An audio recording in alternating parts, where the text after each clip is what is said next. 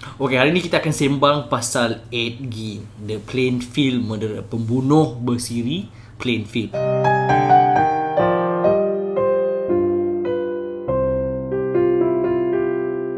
Cerita dia start dekat bulan November tahun 1957 dekat Plainfield, Wisconsin. Ni zaman-zaman merdeka lah, satu dulu. Dekat zaman merdeka. Yep. Pekan tu kecil, populasi dia tak ramai.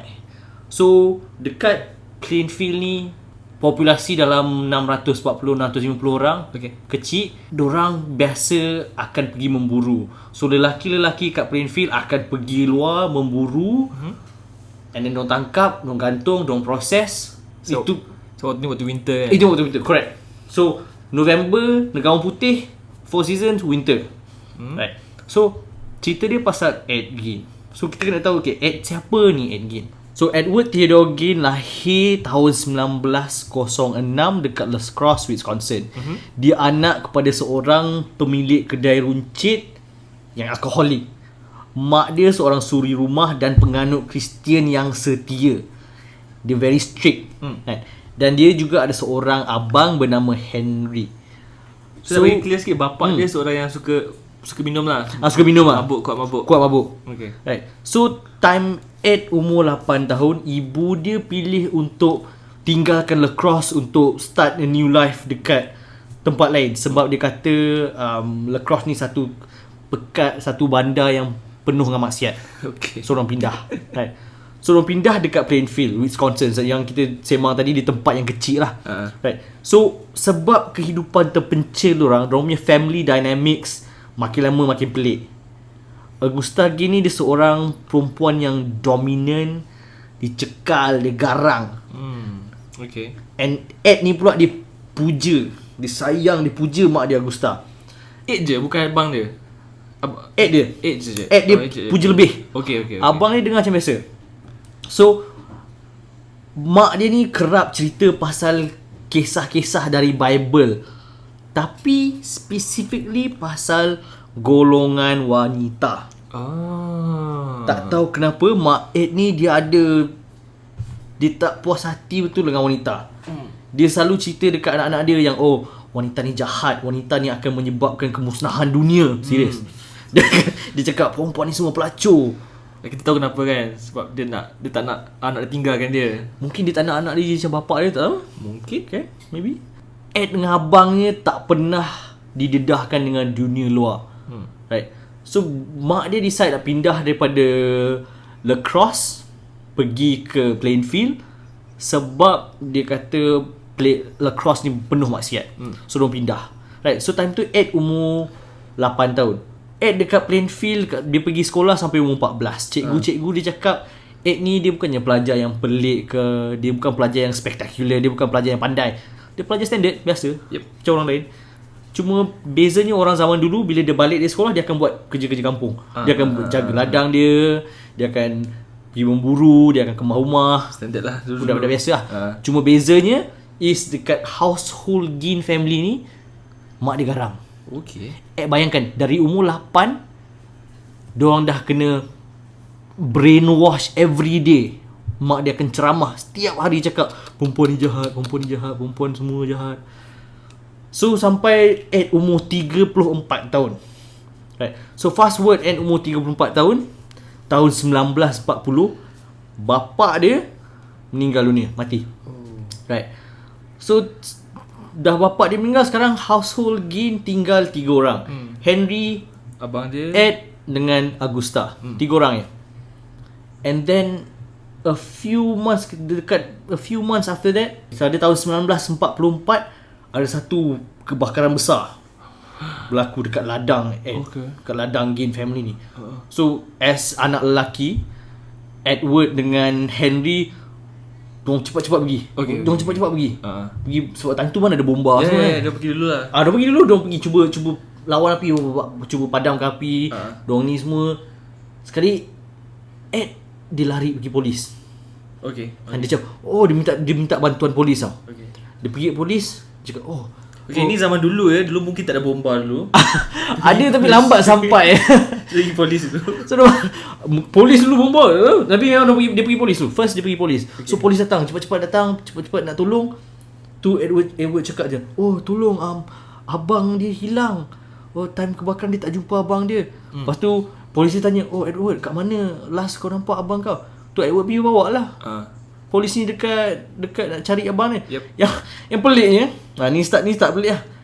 Edward boleh dia tunjuk direct. Oh abang saya hilang kat situ. Tu mayat abang ni kat sana. Dia tunjuk direct kat sana. Ya. tu kat sana tu kan dekat dalam rumah. Dekat luar. Dekat area kebakaran. Okay. Dia tunjuk situ lah. Lepas tu yang pelik ni polis tak tanya macam tak pelik. Untuk macam macam mana dia tahu abang dia tak suspect dia langsung. Kata hilang. Dia tak suspect dia langsung. Dia selamat macam tu Jadi polis kampung kan. Benda ni jarang benda macam ni jarang berlaku. Polis kampung dulu lagi. Okay. Sekarang Henry dah mati. Right.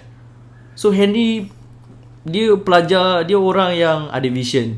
Dia at least dia tak nak, dia nak keluar daripada kehidupan kampung dia. Dia ada matlamat. Sekarang dah mati. So kisah dia orang punya luck ni bakal jadi lagi teruk sebab a few months after Henry mati, Augusta, mak Edward kena stroke. Aduh, pula.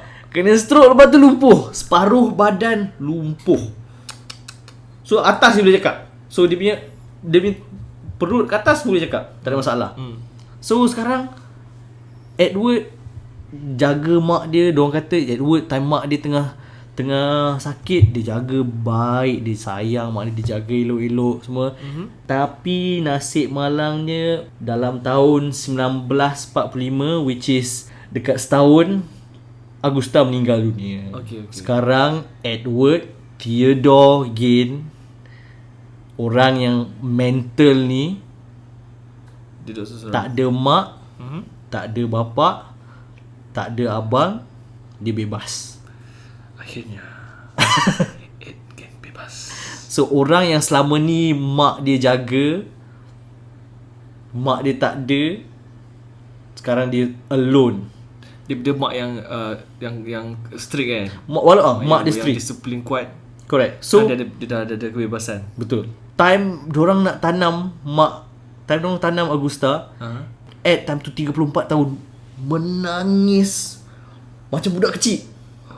Menangis macam budak kecil, meratap, meracau segalanya lah. Teruk.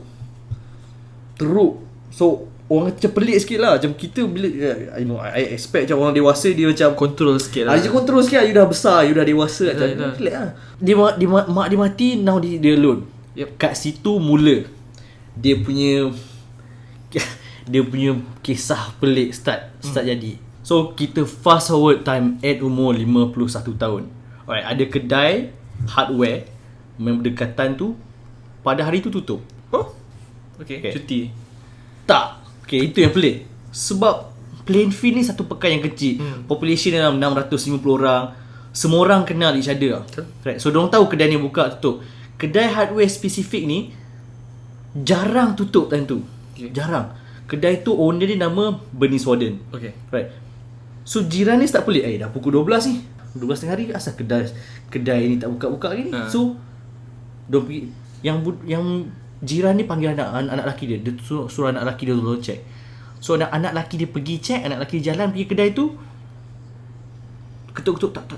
Hello, ada orang ke tu. Lepas tu dia perasan, Pahal tingkap dia pecah Tu dia check dulu, dia takut kena rompak dia takut kedai ni rompak.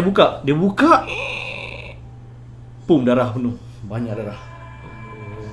So dia dah Pahal, kenapa darah banyak Okay. Dia panik, dia gabran, panggil polis cepat. Okay. Pum, polis datang. Panggil polis datang. Polis macam, mana asal diorang jumpa darah tapi mayat tak ada. Mana pergi Bernice? Okay. So diorang call anak Bernice cepat-cepat macam. Diorang call anak Bernice, diorang panggil, dia tanya, you tahu tak mak you pergi mana? Siapa orang last yang datang kat kedai ni? So anak lelaki dia cakap about 2 days ago ada lelaki nama Ed Gain datang nak tanya pasal antifreeze. Okay. So antifreeze ni untuk kereta selalu? Ya betul.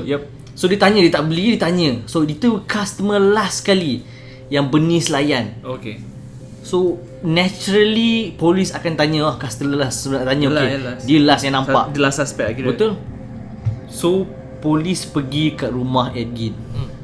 Dia pergi kat rumah Edgin, orang ada warrant. Dia pergi rumah Edgin.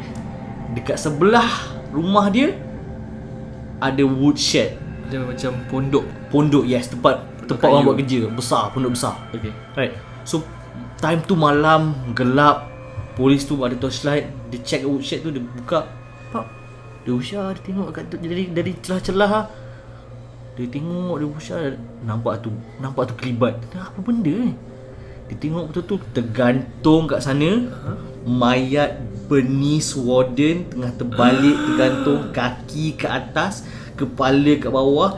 Dia punya badan kena belah kerat kat tengah, organ tak ada, kepala gone. Seperti kambing yang disembelih pada Hari Raya Korban. Kurang. Itu visual dia lah.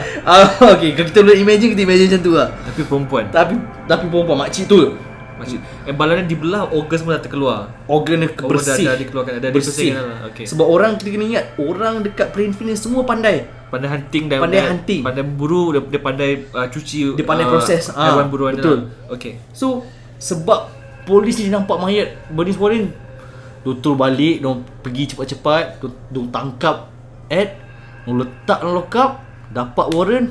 Malam tu kak, diorang pergi rumah Ed, main house dia. Yep. So malam tu Waktu ni Ed dekat lock up kan. Ed dah kena lock up lah. So dia orang pergi dia pergi tanpa Ed lah. Dia pergi tanpa Ed. Dia pergi waktu malam-malam. Terus malam-malam, yang mana dia orang nak pergi polis check rumah, dia bawa orang jalan ni. Awak tunjuk saya jalan. so dia pergi, diorang pergi, nama polis time tu Archlight. Style nama dia. Nama agak cool. Nama memang Archlight. Archlight. Memang nama dia dibuat tu jadi polis. So dia pergi, dia pecah masuk rumah tu, dia masuk slow. Rumah tu tengah gelap. Tu diorang buka torchlight, diorang buka lamp diorang buka semua, diorang tengok. Weh, rumah tu semak, kotor, newspaper kiri kanan dengan anai-anai, dengan habuk, terabur. Memang teruk lah keadaan rumah tu. Macam rumah bujang ni mesti. Macam rumah bujang ni mesti. Lepas tu diorang jalan, diorang tengok, dia tengok asal benda-benda semua macam lain macam apa ni. Dia suluh Archlight ni, dia suluh, dia tengok cawan, dia tengok semua. Baru dia sedar sekali tengok rupanya cawan tu tengkorak manusia. Tengkorak manusia yang atas dia kena belah jadi cawan. Lepas tu macam, jangan terkejut. Baru tu rupanya ada banyak lagi benda ngeri yang pelik diorang jual. Kali sekarang ni bila diorang zoom out, diorang ke belakang sikit, diorang tengok rumah tu betul-betul. Baru diorang pasal macam rupanya semua benda kat rumah tu tak kena. Sebab mostly benda dalam rumah tu semua kena buat dengan anggota badan manusia. Daripada lampshade, lapis lampu kena buat dengan kulit. Lepas tu diorang jumpa garpu sudu yang ada tulang manusia. What the? Diorang jumpa cover cushion sofa kena buat dengan kulit badan. Macam IKEA dari neraka. IKEA hell. And then diorang tengok kat langsir, diorang jumpa satu rantai kena buat dengan puting manusia. Puting bukan satu lah. Bayangkan puting manusia. Pak. Jadi satu rantai. Nipple necklace lah. Nipple necklace. Yep. Diorang jumpa kotak, diorang buka, dalam kotak tu penuh dengan hidung. Tahu tak tali yang tarik? Kalau kita kat rumah ada curtain yang kita boleh tarik, lepas tu curtain tu buka tutup kan. Yeah. Tali tu kena buat dengan bibir manusia. Bibir kena jahit panjang-panjang. Buat lamp untuk tarik ni. Lip service lah kira. Lip. Lagi. So, rumah tu diorang rasakan benda-benda normal, rupanya semua abnormal. Semua pelik. Diorang jumpa. Tapi macam dari jauh tak nampak sangat. Dari jauh macam kita masuk macam bila dia tengok bila diorang fokus pun nampak. Bila diorang fokus, diorang perasan je, so sangat off.